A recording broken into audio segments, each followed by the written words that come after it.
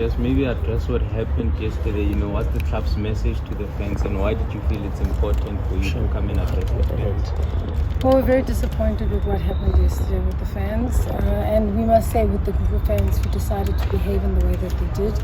And we must say thank you to our fans who are behaving responsibly, because we have responsible fans, but certainly very disappointing conduct.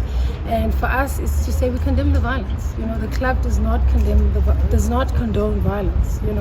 It's so unfortunate that after all the work that the club has done, we've signed 10 players. There's been a real transformation and a revival, not only in the personnel, but you can see in the playing style, in the team. And we're saying to our supporters, it's time to really rally together and support. Be together with the team, and let's work to go together towards really achieving our objective. So very disappointed about yesterday, and really saying to our supporters, can we come with an understanding that we as South Africans must understand that violence is not going to solve our issues. And while we might be angry and not understand situations, we rather need to sit together and collaborate. And really, we are looking to our supporters to be supporting our team, particularly when we're going to battle. Going to a game like we're facing this weekend, the expectation is, regardless of the result, we want to see supporters saying to the team, we rally behind you, supporting the coach, supporting the players to do their jobs. This comes just after there was a sanction from the PSL around something similar, and also I think there's a ban that is currently, in fact, that part of that sanction is also still running, and also I think as part of the previous sanction also, you had to release a message to the fans in terms of education, and you've been through this. The chairman has been here before. You've also been also asked to run some educational programs.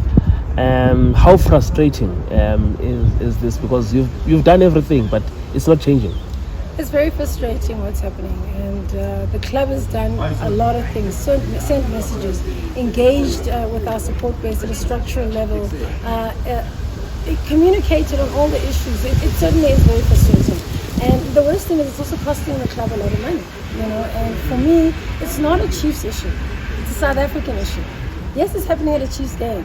What happens when it happens at a Bafana game? What happens when it happens at a rugby game? We need to understand, our fans must understand that we need to support the teams.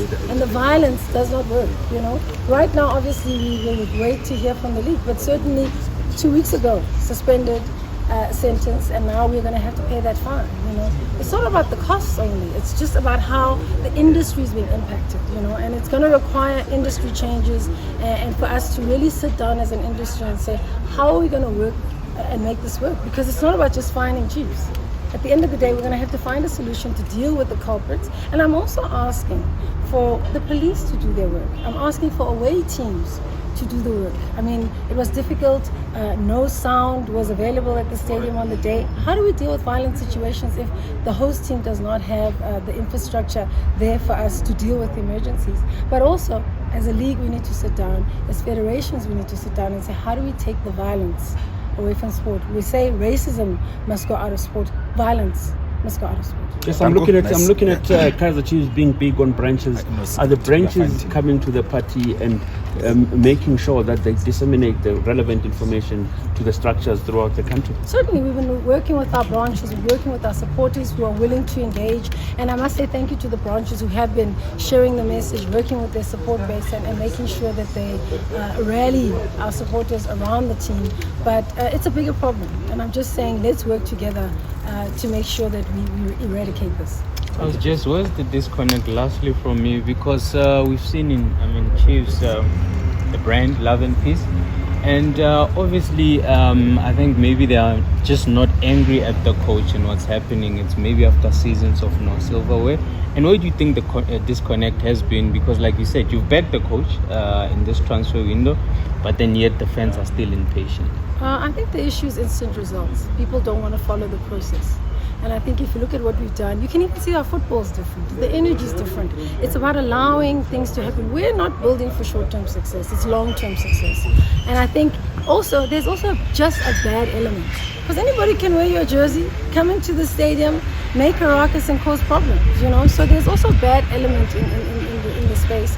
and also just people being emotional. I understand people are facing challenges in their lives, but I think to put the anger out the way that they did and continue to is very destructive. Not just for the game, for South Africa as a country, a sporting nation.